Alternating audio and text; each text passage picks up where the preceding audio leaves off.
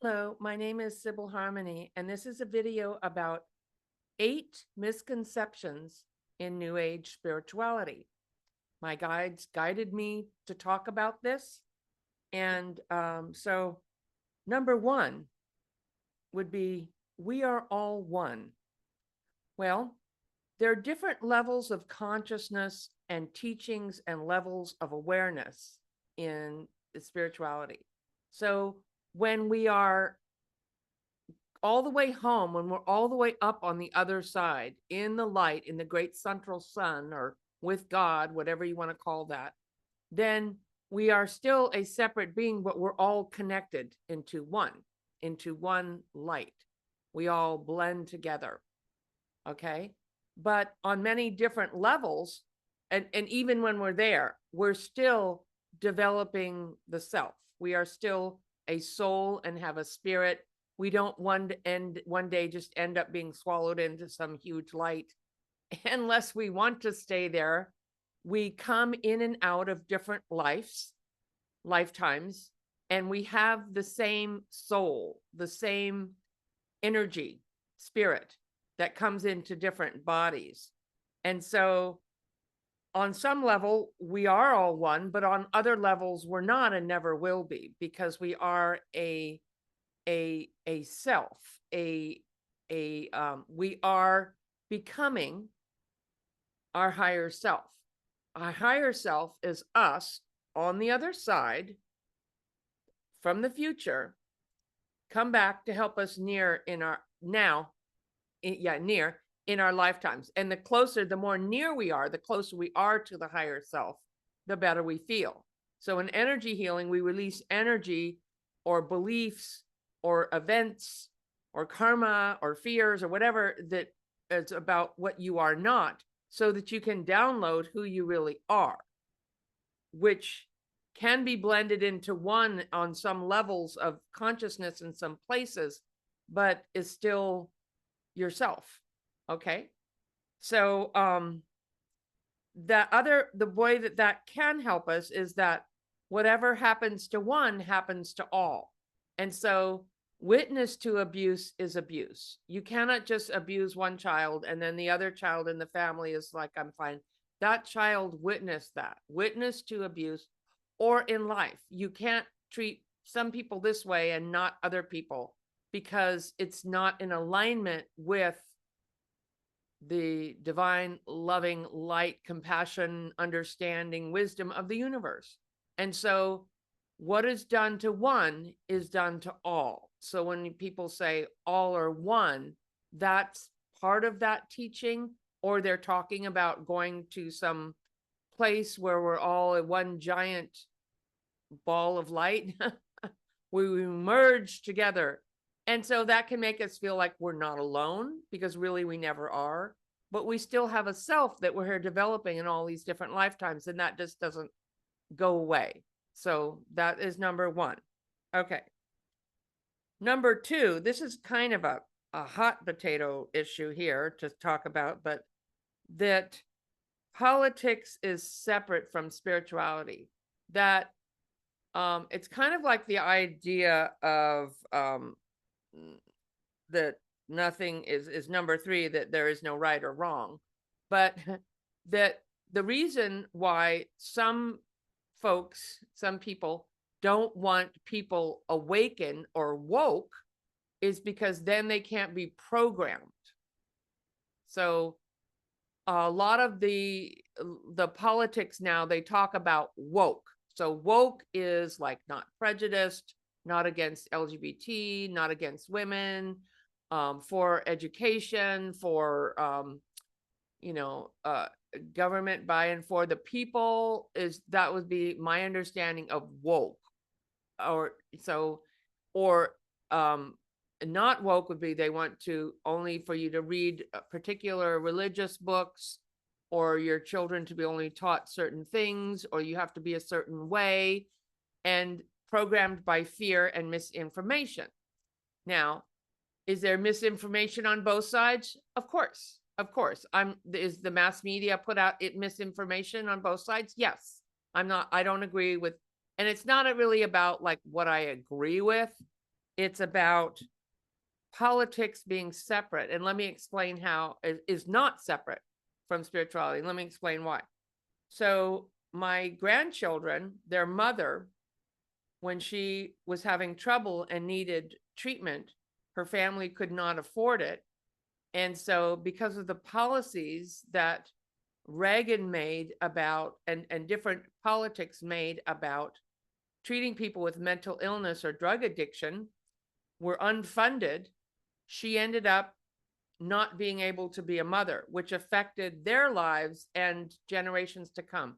Is it spiritual? Is it affecting that person's well-being and spirituality if they don't have a mother? Yes. Is government, or when you lose your autonomy, your rights to your reproductive freedom or your health or your actual freedom? So leaders like Martin Luther King and Mandela and certain leaders throughout history, look at Joan of Arc, look at how Jesus dealt with the Romans and their belief system. And so there isn't really a separation between politics and spirituality. I grew up in the time of the 60s when, well, actually I was pretty young. I'm not that old, but 60s and 70s, where in the 60s, we were a movement. We were a reckoning. We changed a lot of policies through protest and through our peace, love, and, maybe there weren't some good things like tune in and tune out, but or tune in was okay, but maybe the drugs and the rock and roll, the music was exquisite. A lot of what that we were doing was bringing peace and freedom. Actually, some of people then would burn the American flag, but really I believe they loved the country, but they didn't like what was happening in the country. And so that's another way that our freedoms are directly affected. In this country, we are free with free speech, we have running water, we have roads, we have social programs. With social, is social security socialism? Yeah. Libraries, public schools. So all of these affect our spiritual growth in the most profound ways. So there's no way to separate it. And when people try to say, well, if you're political, you're not really on the spiritual path, or you can't be on their YouTube show because there's that personal, because you're talking about politics. But if this was in World War II and we were fighting against to save the world and our freedom, then that was okay. But this is more like we are where we are now. So, and the other thing about that, people who are very political sometimes don't want to know about the spirituality. There's my dog. So the spirituality is your ticket to a better world of waking up. That's why they don't want you woke. So they're actually blended. They're a perfect match. And I work with Republicans, Democrats, whoever. I'm here of service. I don't reserve my gifts for certain people, because that's not what this is about. I am for women's rights and LGBT rights, and that everyone should be treated with dignity and respect, and that government should be by and for the people. So I am, and I think that's actually, and the main thing is our environment. That is very, very spiritual.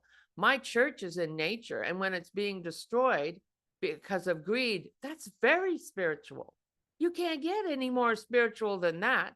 When our water is poisoned and you're meditating, you're channeling, you're doing all this stuff, but you're not concerned about the politics of our planet, our Mother Earth, Gaia, the air you breathe. Breath is very important to spirituality. When we breathe, we are empowered, we heal. Our health is directly connected to the information that we get in mass media and politics and what we can and cannot do. So that is throw that one out. As far as I'm concerned, this is how we change it. This is how we make a better world, by waking up, by tuning into our spirituality in this case. All right. So that brings me to 3, which is similar to this, is that another spiritual misconception idea is that there is no right or there's no wrong. Okay.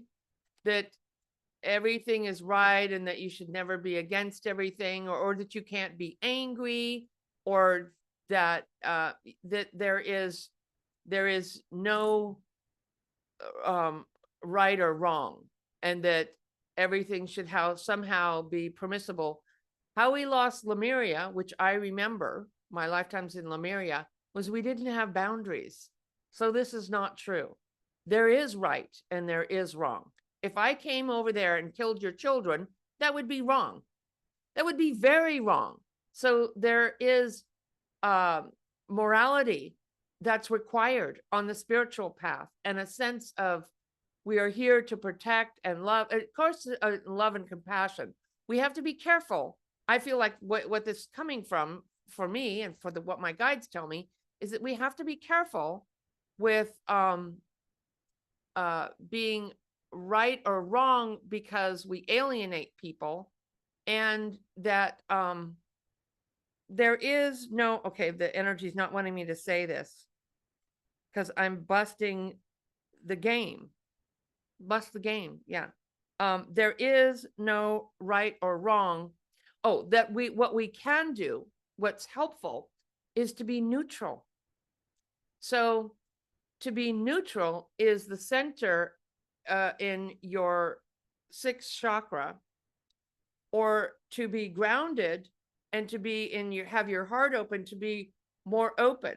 So in other words, someone was moving into a property that I have, and that person, they were renting an apartment, and in the back of my house, and they came over and they put animal skulls in the backyard, and I was like, wait, what? So I try to be open-minded and positive about everything, that people have different beliefs.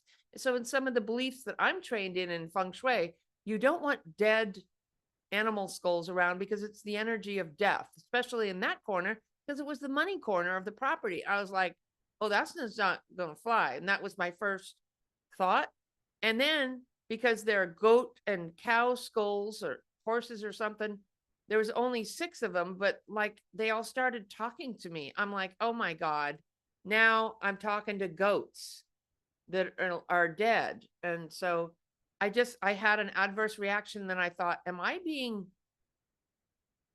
not open-minded?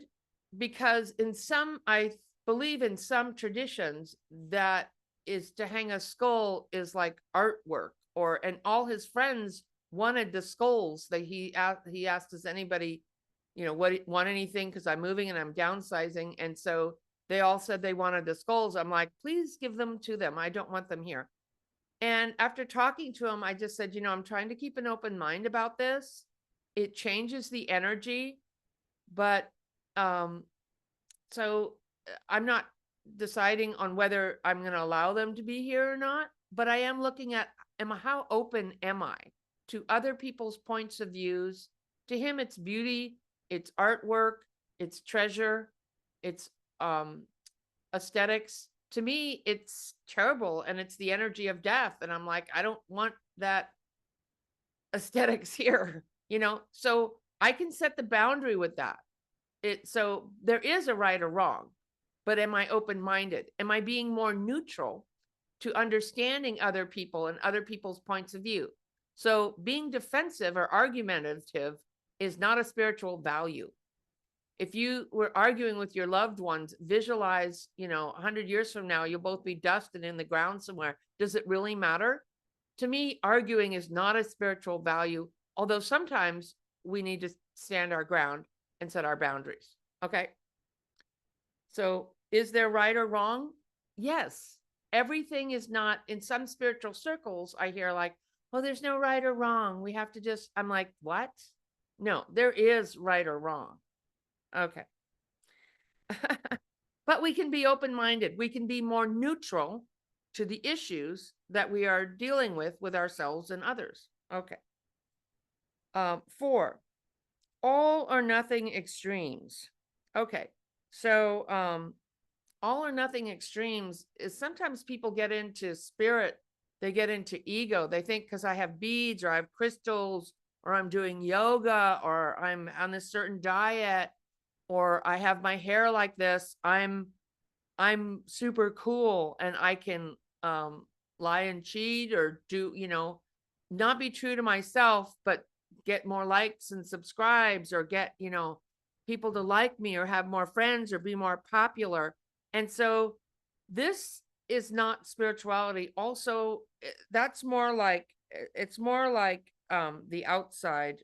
Like this is more like number 5, which would be not doing the work, but in the ego and the trappings. But number 4, back to number 4, all or nothing extremes, like meditating till you get in states of ecstasy and thinking that I thought when I started meditating and doing this work, I should see guides and angels appearing before, and I have, but not everyone I said they should be there. It isn't up to me.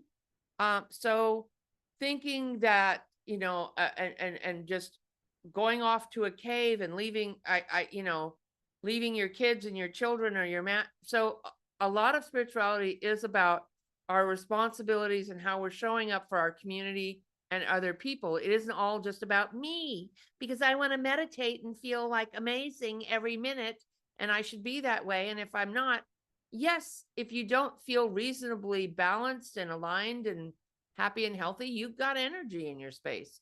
But to be in this extreme, healing all the time, I used to think it was like, oh my God, it's amazing. And that is actually more like ego.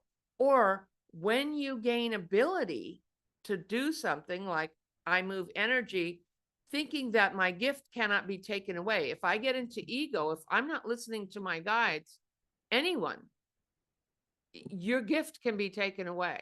It isn't a given that you are allowed through spirit to see answers or to move energy or to talk to deceased people. That's not a given.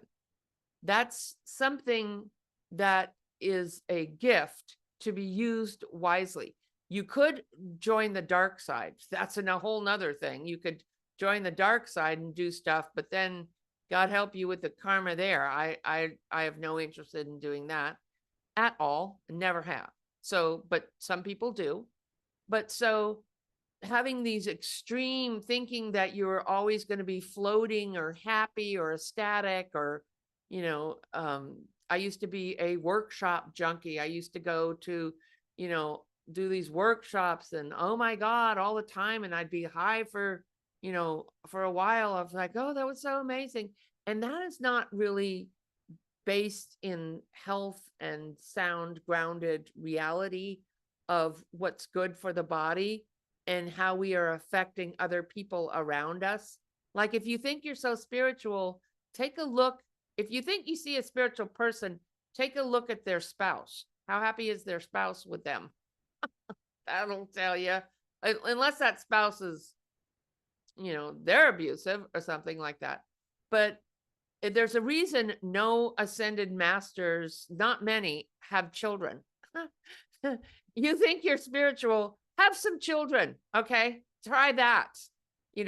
Try being married and living with somebody or different people and then having children. Okay. Then try and tell me, oh, I'm so spiritual. I do it. That goes back to, there's no right or wrong. Nobody's always right. Nobody has your answer.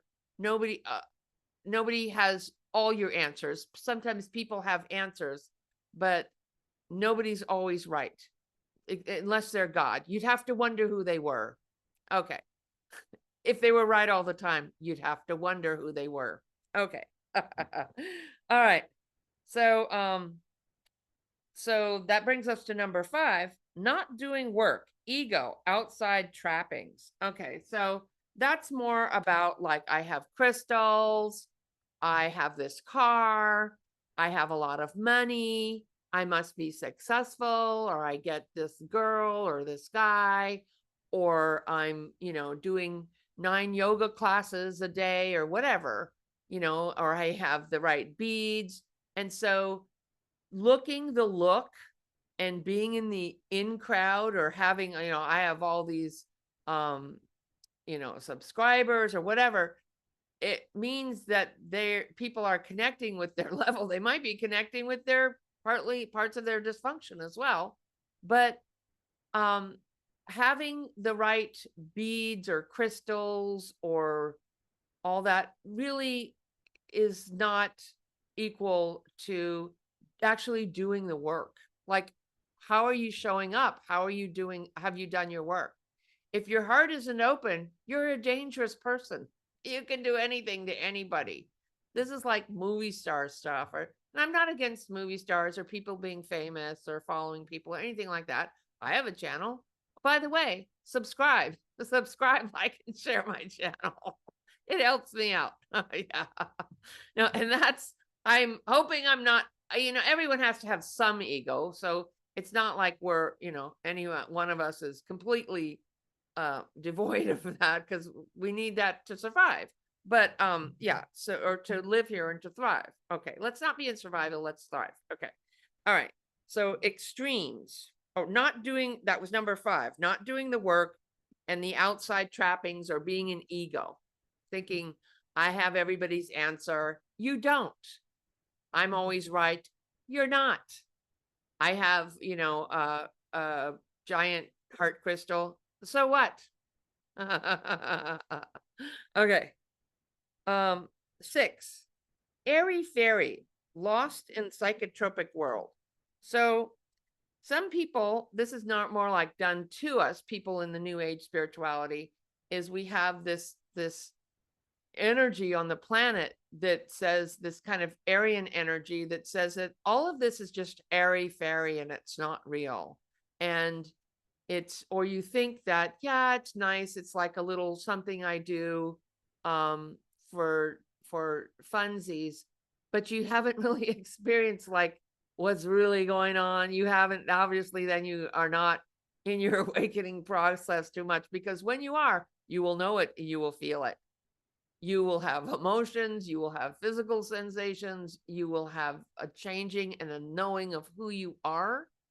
And so it's very real. And if you haven't experienced that, you live in the make-believe world of thinking like things are about your cell phone, or what car you have, or what's in your bank account, or the body you have, or trying to lose weight, or getting the right hair, or something like that. It's like that everything, that if you want to feel better, you need to get a surgery or take a pill.